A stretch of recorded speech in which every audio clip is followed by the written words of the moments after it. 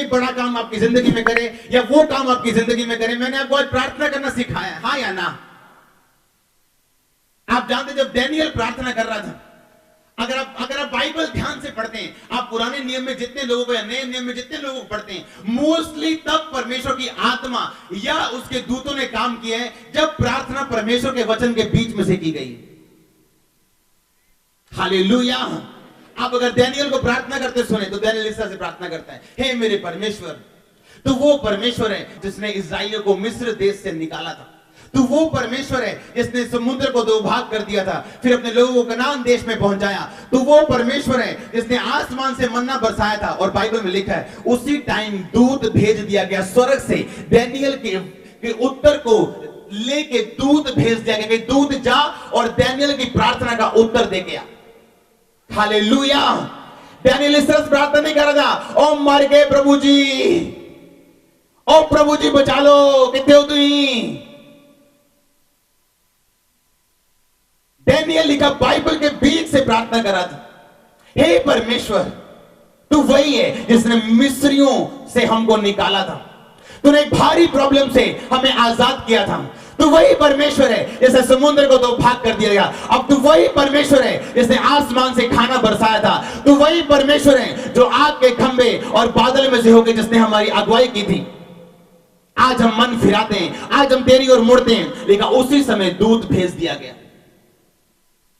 अगर आप पतरस की प्रार्थना को सुने, जब उसे मार पड़ी तो वो आगे बोलते, हे परमेश्वर, तू वही परमेश्वर जिसने कहा था अंत के दिनों में मैं अपना आत्मा सब मनुष्य पे उंडेलूंगा।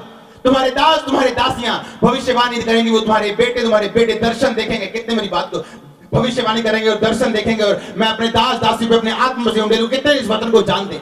और लिखा जैसे ही उस वचन में से प्रार्थना खत्म हुई, लिखा परमेश्वर का आत्मा उस जगह पे उतरा और सब लोग पवित्र आत्मा से भर गए, और वो स्थान जो प्रार्थना वहां पे कर रहे थे वो हिल गया। हाँ या ना? क्या वो इस तरह से प्रार्थना कर रहे थे, हाय परमेश्वर मर गए, और देखो उन्हें की करता, और परमेश्वर जी कुट्टे गए, साड़ी बड़ी फैंटी लाई उन्होंने, और उन्होंने मार दियो, और दुश्मनों फाड़ लो परमेश्वर जी। No no no. वचन से जब आप प्रार्थना करते हैं, आप आकर्षित करते हैं दूतों को कि वो इंटरफेयर करें आपकी लाइफ में, वो एंटर करें आपकी लाइफ में, वो उस चीज को काटे जो शैतान की ओर से। आमीन।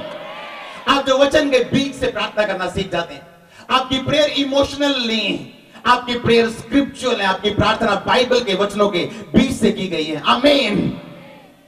आपको इस बात को आज ध्यान से समझना है। हालेलुया। जब बाइबल के बीच से आप प्रार्थना करते हैं, दूत आपके लिए भेजे जाते हैं। परमेश्वर आपकी जरूरत के हिसाब से कभी काम नहीं करता, वो आपके विश्वास के हिसाब से काम करता है। हाँ या ना?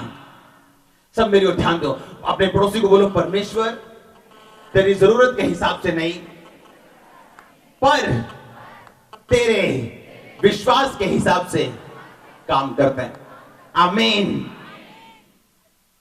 वीरवार को मैंने बताया था कि जब उस व्यक्ति ने कहा था, परमेश्वर मेरा सेवक बड़ा बीमार है, आप उसे आओ और उसे घर में आप उसे चंगा करो। परमेश्वर ने कहा, मैं आकर उसे चंगा करूंगा।